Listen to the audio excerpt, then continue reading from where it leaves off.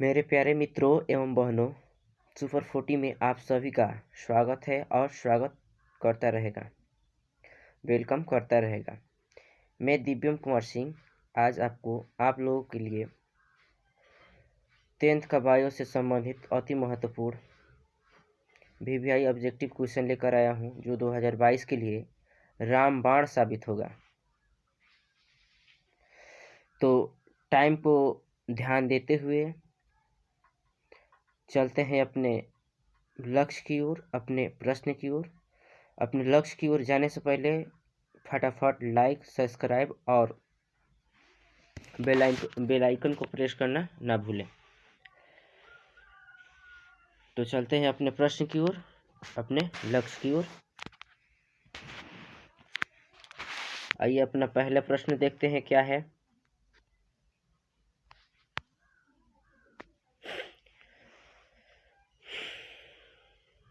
प्रश्न नंबर पहला, किस जीव में हेमोग्लोबिन नहीं होता है? ये आपका 4 दिया हुआ है ऑप्शन। इसमें से देखिए, ए पक्षी, बी मनुष्य, सी मक्खी, डी इनमें से कोई नहीं।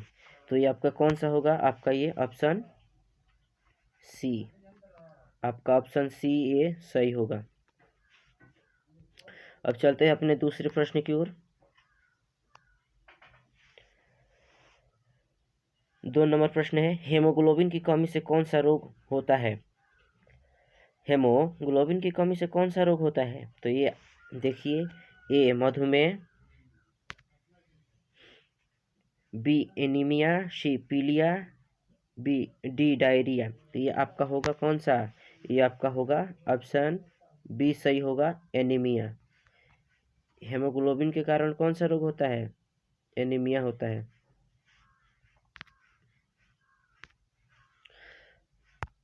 अब चलते हैं अपने तीसरे प्रश्न की ओर।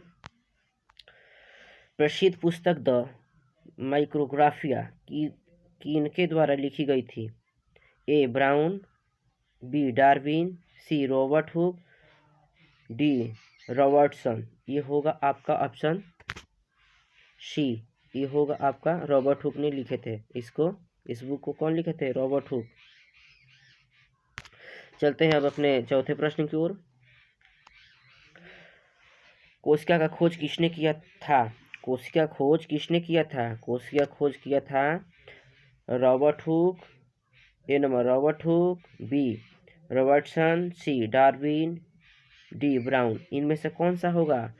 इनमें से आपका होगा कौन सा ऑप्शन? इनमें होगा आपका ये पहला ऑप्शन सही हुआ, ऑप्शन ए ऑप्शन आपका सही होगा। ये किए थे रॉबर्ट हुक। कितने में किए थे? सन कितना था? सन था आपका 1665।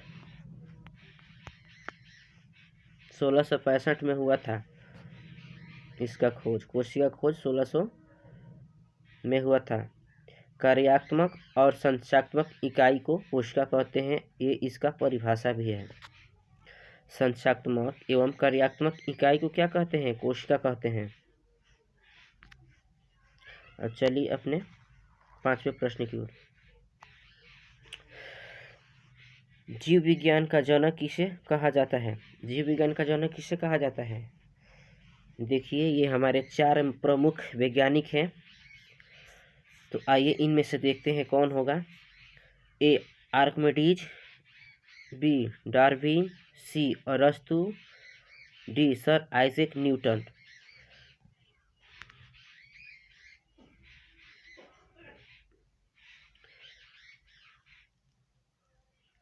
ये होगा आपका कौन सा ऑप्शन? ये सी सही होगा।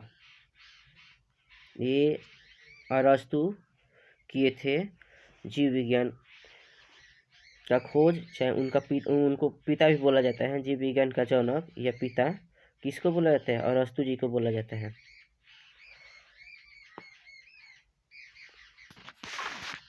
ये सिकंदर के गुरु भी थे। अरस्तु सिकंदर के गुरु थे, विश्व विजेता सिकंदर। मैं थोड़ा सा उनके बारे में बता दूं। ये बहुत इंटरेस्टिंग है। विश्व विजेता के गुरु सिकंदर थे, क्या बोलते हैं, विश्व विजेता सिकंदर के गुरु यूनान के दार्शनिक अरस्तु के दुनिया को सोचने का एक नया नज़रिया दिया। ये तो बात सही है, उन्होंने एक सोचने का, दुनिया को एक नया नज़रिया दिया। अरस्तु का जन्म ग्रीस में हुआ था। अरस्तु जी का जन्म कहाँ हुआ था? ग्रीस में हुआ था। ग्रीस में हुआ था। सन कितना था? वो कितना ईस्वी में हुआ था? तो ये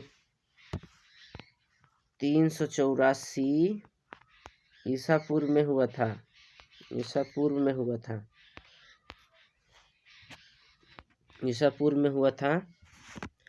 384 ईसा पूर्व में इनका जन्म हुआ था। अरस्तु को प्लेटो के सबसे मेधावी छात्रों में गिना जाता था। गुरुजी को, सिकंदर के गुरुजी को प्लेटो के सबसे मेधावी छात्रों में गिना जाता था। अब चलते हैं अपने छठवें प्रश्न की ओर। नर युग्मक एवं मादा मिलान को क्या कहते हैं? क्या कहते हैं? 1 नंबर VVI क्वेश्चन है। ये VVI क्वेश्चन है, इसको थोड़ा सा ध्यान देना। ये पूछता है, मैं इसका परिभाषा भी बता देता हूँ। पहले देखते हैं क्वेश्चन क्या बोलता है।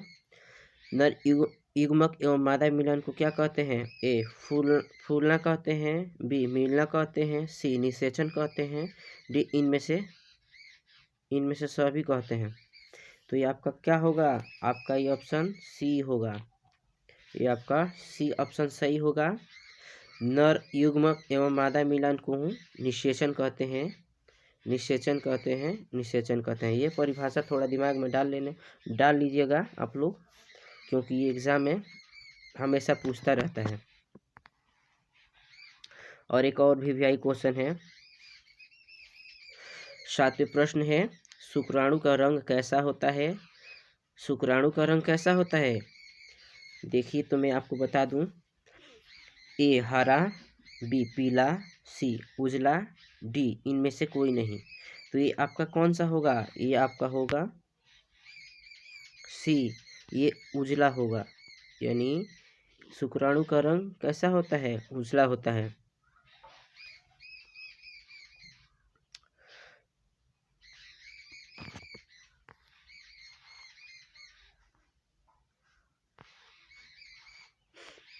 अब 8वें प्रश्न की ओर चलते हैं।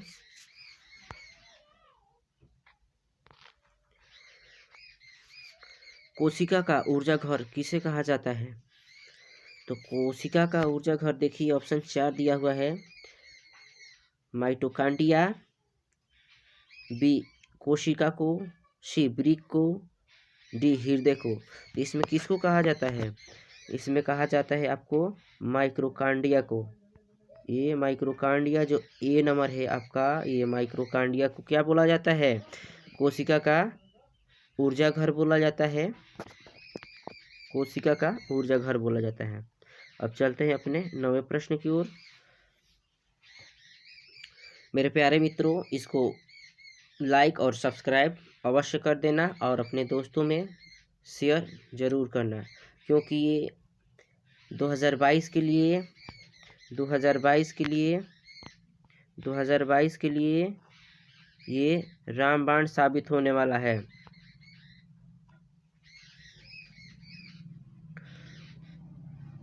दो 2022 के लिए ये रामबाण साबित होने वाला है भाई।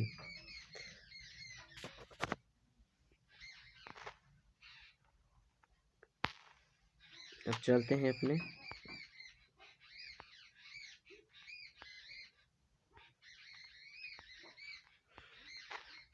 अपने 9वें प्रश्न की ओर।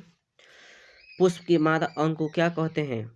ए पुंकेसर, बी स्त्रीकेशन, सी वर्तिकाग्र, डी पंखुड़ी। तो ये होगा आपका कौन सा? ये आपका होगा,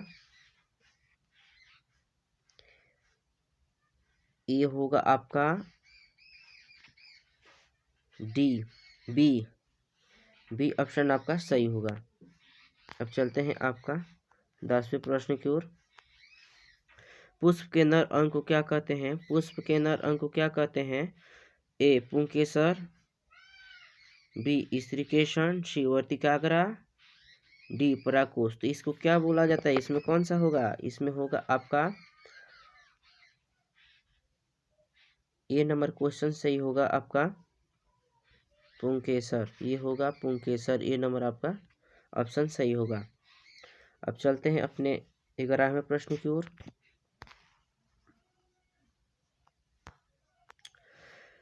इंसुलिन नामक हार्मोन से कौन सा रोग उत्पन्न होता है? ये भी बहुत वीवीआई क्वेश्चन है।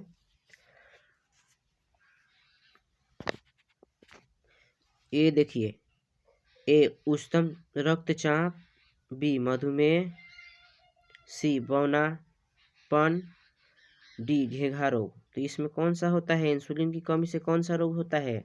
इंसुलिन की कमी से होता है आपका क्या? मधुमेह होता है, मधुमेह रोग होता है।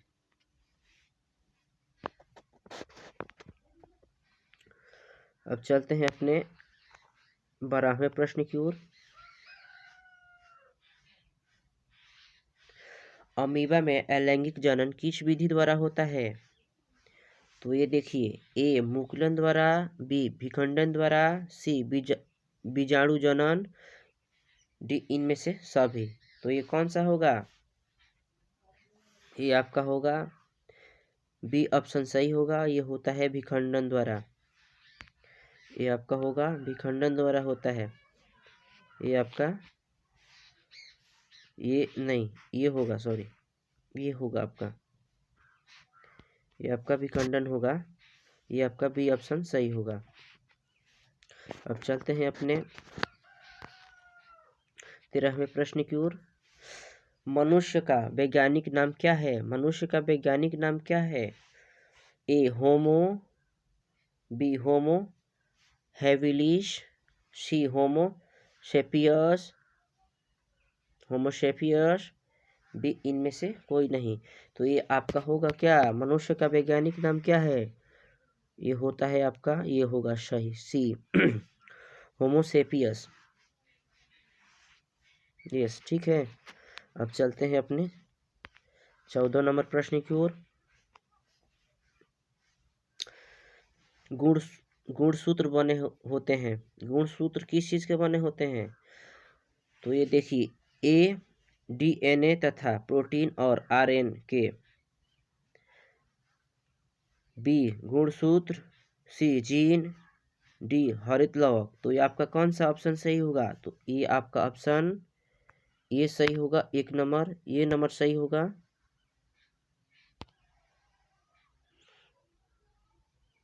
ये आपका ये सही होगा।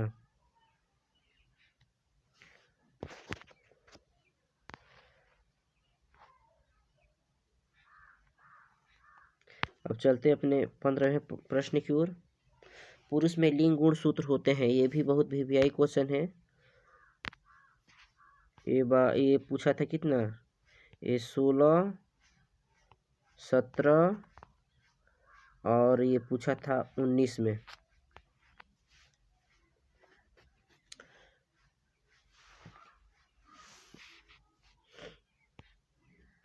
ये पूछा था इतने 16, 17 और 19 में पूछा था। तो देखते हैं क्या बोलता है प्रश्न अपना। पुरुष में लिंग गुणसूत्र होते हैं। ये X X, B X Y, C दोनों, डी इनमें से कोई नहीं। तो ये आपका कौन सा होगा? लिंग में, पुरुष में कौन सा लिंग गुणसूत्र पाया जाता है? तो ये पुरुष में क्या पाया जाता है? पुरुष में एक्स वाई पाया जाता है। पुरुष में क्या पाया जाता है? एक्स वाई पाया जाता है।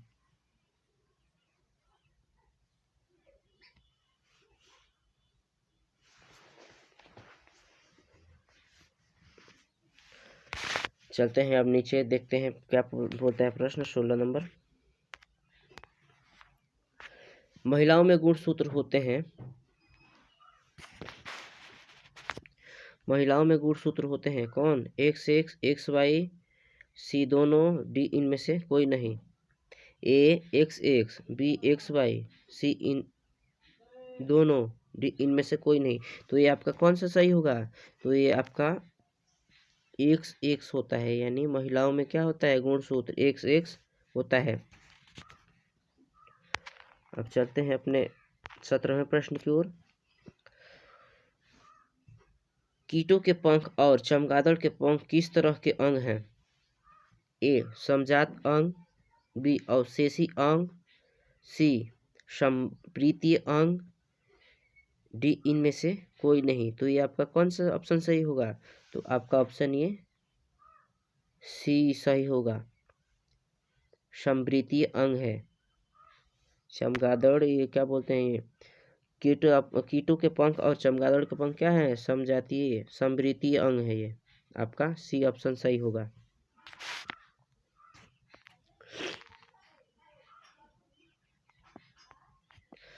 18 नंबर प्रश्न की ओर ध्यान देते हुए चलते हैं अपने लक्ष्य की ओर। भोजन पचाना किस प्रकार की अभिक्रिया है? ए उपचयन अभिक्रिया, बी अपचयन अभिक्रिया, सी संयोजन अभिक्रिया, और ये डी क्या होता है? विस्थापन अभिक्रिया। तो ये क्या होता है इसमें? उपचयन, अपचयन, संयोजन, विस्थापन, ये क्या होगा इसमें? कौन सा अभिक्रिया होगा? तो ये होगा आपका ए नंबर होगा, उपचयन। उपचयन होगा ये आपका उपचयन अभिक्रिया होगा।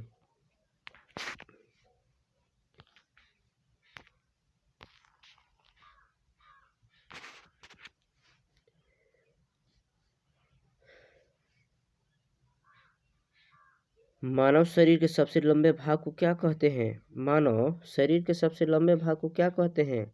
तो ये देखिए 4 ऑप्शन दिया हुआ है। ए अस्थि कोशिका, बी पेशी कोशिका, सी न्यूरॉन, डी मास्टर सेल्स। तो ये होगा कौन सा? शरीर के सबसे लंबे भाग को क्या कहते हैं? न्यूरॉन, तंत्रिका, न्यूरॉन कहते हैं। ठीक है,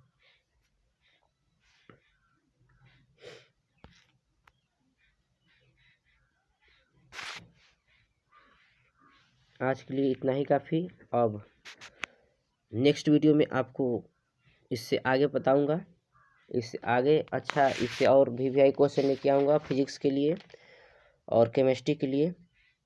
ऐसे छोटे छोटे इन्फॉर्मेशन लेते रहिए और अपने लक्ष्य की तरफ बढ़ते रहिए।